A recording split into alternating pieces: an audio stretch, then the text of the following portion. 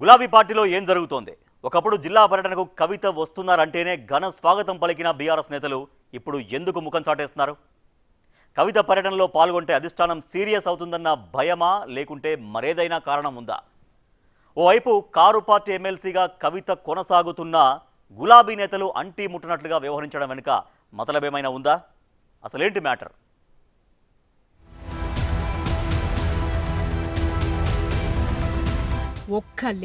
ఒకే ఒక్క లేఖతో బీఆర్ఎస్ లో పరిస్థితంతా మారిపోయిందిట. అప్పటి నుంచి మొదలైన కాక రోజు రోజుకు పెరిగి పెద్దదవుతూ అనేక పరిణామాలకు దారితీస్తోందట. అసలు లేఖేంటి, బీఆర్ఎస్ లో అది పుట్టిస్తోన్న కాకేంటన్నది చూసే ముందు ప్రస్తుతం గులాబీ పార్టీలో నెలకొన్న పరిస్థితిని ఓసారి గమనిస్తే ఎమ్మెల్సీ కవిత విషయంలో బీఆర్ఎస్ నేతల్లో హైడ్రామా నెలకొందట. ఇంకా చెప్పాలంటే అధినేత కేసీఆర్ గారాల పట్టి అయిన కవిత పర్యటనల్లో పాల్గొంటే పరిస్థితి ఎటుపోయి ఎటు వస్తుందోనన్న భయం నెలకొందట. నిజానికి బీఆర్ఎస్ లో వివిధ పదవులు నిర్వహించారు కవిత. ప్రస్తుతం పార్టీ తరపున ఎమ్మెల్సీగా కొనసాగుతున్నారు. అయితే గతంలో ఎప్పుడైనా కవిత జిల్లా పర్యటనకు వస్తున్నారంటే చాలు గులాబీ పార్టీ నేతలు చేసే హడావిడి అంతా ఇంత ఉండేది కాదనే చెప్పాలి. దగ్గరుండి స్వాగతం చెప్పటం మొదలు ఆమె నోటి నుంచి ఎలాంటి ఆదేశాలు వస్తాయని ఎదురు చూసేవారట గులాబీ నేతలు.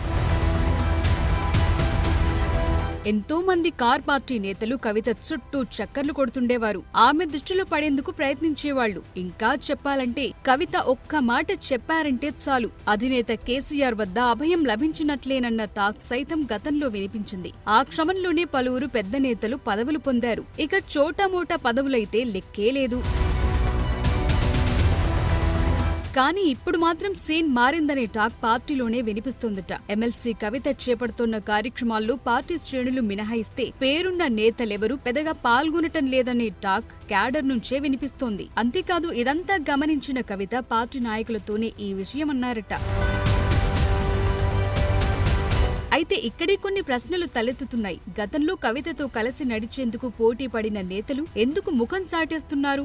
ఆమె పాల్గొన్న కార్యక్రమంలో పార్టిసిపేట్ చేసేందుకు పోటీ పడిన వారు ఇప్పుడెందుకు పక్కకు తప్పుకుంటున్నారు అంటే వినిపించే మాట ఒక్క లేఖ. ఢిల్లీ మద్యం కుంభకోణంలో జైలుకు వెళ్లటం, అనంతర పరిణామాలపై పార్టీ అధినేత కేసీఆర్ కు కొన్ని రోజుల క్రితం ఓ లేఖ రాశారు కవిత. అయితే ఆ లేఖ లీక్ కావటం బీఆర్ఎస్ లో ప్రకంపనలు పుట్టించింది. పార్టీలో ప్రస్తుతం నెలకొన్న పరిస్థితులు, తనకు ఎదురైన అనుభవాలు, ఇలా పలు అంశాలపై తండ్రి అభిప్రాయాన్ని తన తండ్రి పార్టీ అధినేత కేసీఆర్ కు లెటర్ రూపంలో రాశారు ఎమ్మెల్సీ కవిత. అలాంటి లెటర్ ఎలా లీక్ అయిందన్నది ఆమె ప్రధాన ప్రశ్న. దీనిపైనే అమెరికా నుంచి వచ్చిన తరువాత ప్రశ్నాస్త్రాలు సంధించారామె. తనలాంటి వ్యక్తి రాసిన లెటరే లీక్ అయితే ఇక మిగిలిన నేతలు, కార్యకర్తల పరిస్థితేంటని ఆవేదన వ్యక్తం చేశారామె.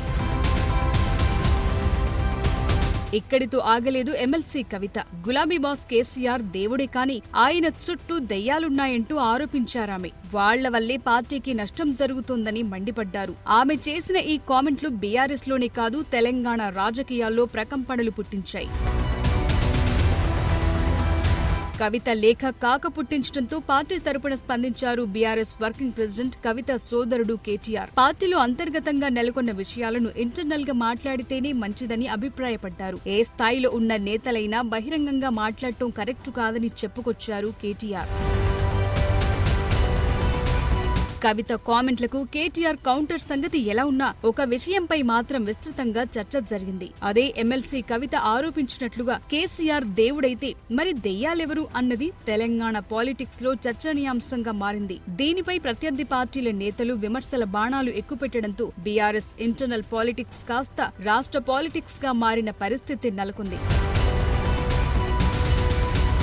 ఇక అప్పటి వరకు ఇంటర్నల్ గా సాగిన విభేదాలు కవిత లేఖ లీక్ వ్యవహారం నుంచి రచ్చకెక్కాయి. దీనికి కేటీఆర్ కామెంట్లు జతకావటంతో పార్టీకి చెందిన సీనియర్లు, బడా నాయకులు ఎందుకొచ్చిన తంట అని మౌనం వహించారట. దేనికి తోడు పార్టీ తరపున ఎమ్మెల్సీగా ఉన్న కవిత మాత్రం జాగృతి తరపున తన కార్యక్రమాలు చేపడుతూ పోతున్నారు. జాగృతిలోకి వచ్చిన వారికి కండువాలు కప్పటంతో పాటు తాను స్వయంగా బీసీ రిజర్వేషన్లు, బనకచెర్ల వివాదం సహా మరికొన్ని అంశాలు ప్రస్తావిస్తూ ముందుకు సాగుతున్నారు. ఓవైపు కేటీఆర్, హరీష్ రావు సహా ఇతర నేతలు అన్నట్లుగా ఉంటే మరోవైపు ఎమ్మెల్సీ కవిత ఒక్కరే కనిపిస్తున్నారు. దీంతో ఎటువైపు ఉండాలో తేల్చుకోలేకపోతున్నారట గులాబీ సీనియర్ నేతలు. దీంతో ఇప్పటికైనా పరిస్థితిలో మార్పు వస్తుందా లేదంటే ఇంకా తమకు ఇబ్బందులు తప్పవా అని లోలోన గుబులు చెందుతున్నారట.